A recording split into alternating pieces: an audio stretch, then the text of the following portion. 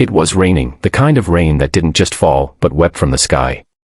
On a busy New York street, everyone rushed past a little girl sitting by a bakery window, drenched, shivering, her tiny hands clutching an empty paper cup. "Do you have any expired cake?" she asked softly to anyone who'd listen. Most didn't even look at her. But one man stopped. A man who had everything. And in that moment, he realized, maybe he had nothing at all. This is the story of how a billionaire's heart was changed forever by a girl who only wanted a piece of expired cake. Ethan Cole had been named Forbes Man of the Year 3 times. He owned skyscrapers, tech companies, luxury resorts, everything that money could buy. Yet, behind his custom-made suits and bodyguards, there was an emptiness that success couldn't fill. His days were a blur of meetings, his nights filled with silence. That evening, he was driving through downtown in his black Rolls-Royce, frustrated after losing another board deal. The city lights flickered on the wet asphalt like broken stars. His driver slowed near a small bakery, the kind of cozy corner shop that smelled like memories. And there she was. A thin girl, no older than 8, sitting cross-legged on the sidewalk, wearing a torn hoodie 2 sizes too big. Her lips trembled as she looked through the bakery window at a cake, old, untouched, pushed to the side. Ethan didn't know why, but something inside him stirred. "Stop the car," he said. The driver hesitated. "Sir, this isn't." "Stop the car." Ethan stepped out, the rain soaking his expensive shoes. The girl looked up, startled. Her eyes were gray, not lifeless, but tired, like someone who had seen too much for her age. "Hey," Ethan said gently. "Are you okay?" She looked down quickly, embarrassed. "I'm sorry, sir. I wasn't begging from you. I just asked the bakery lady if she had any expired cake. I haven't eaten since yesterday." Her voice cracked mid-sentence. For a moment, Ethan couldn't speak. He was used to people asking for business deals, investments, favors, but never expired cake. The bakery owner came out, annoyed. "She sits there every evening, sir. I told her we don't give away free food. She should go to a shelter." Ethan's jaw tightened. He reached for his wallet, but then stopped himself. Something about this moment felt different. It wasn't about giving money, it was about understanding. "What's your name?" he asked softly. "Lila," she whispered. "Lila Grace." "Do you have family, Lila?" She hesitated. "I did. My mom, she used to bake cakes like those. She passed away 2 months ago. I ran away from the foster home because they were mean. I just wanted to find her old bakery. She used to say, there's always sweetness left, even in what's expired." Her words pierced him.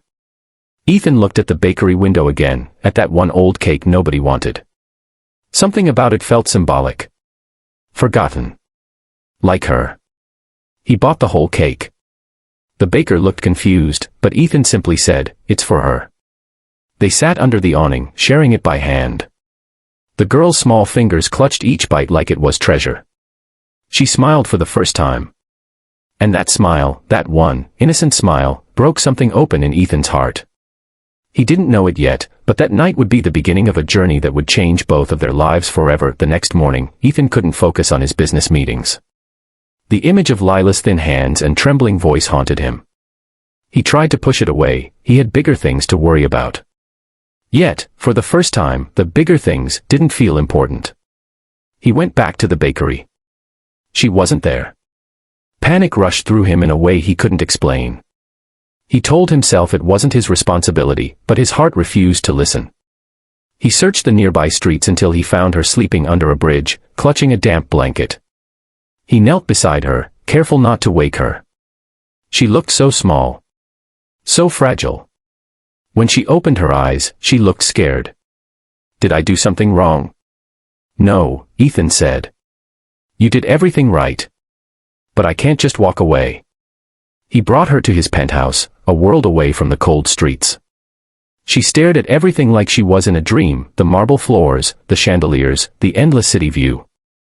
But instead of excitement, she whispered, "It's too big. I don't belong here." Ethan smiled sadly. "Neither do I, sometimes. Over the next few weeks, Ethan made arrangements, legal guardianship, schooling, therapy. But more than that, he began to change. He canceled meetings to have breakfast with Lila. He started visiting children's shelters, funding programs to help orphans. The press called it the Billionaire's redemption. But to Ethan, it wasn't redemption, it was love rediscovered.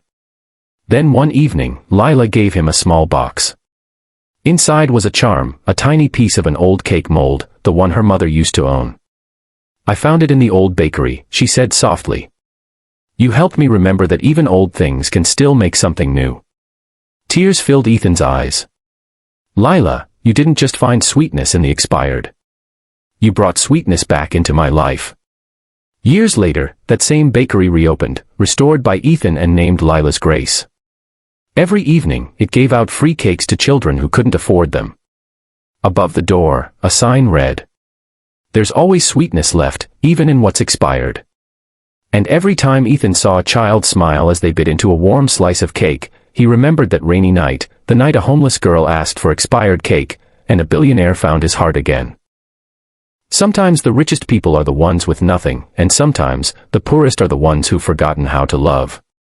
Kindness costs nothing, but can change everything.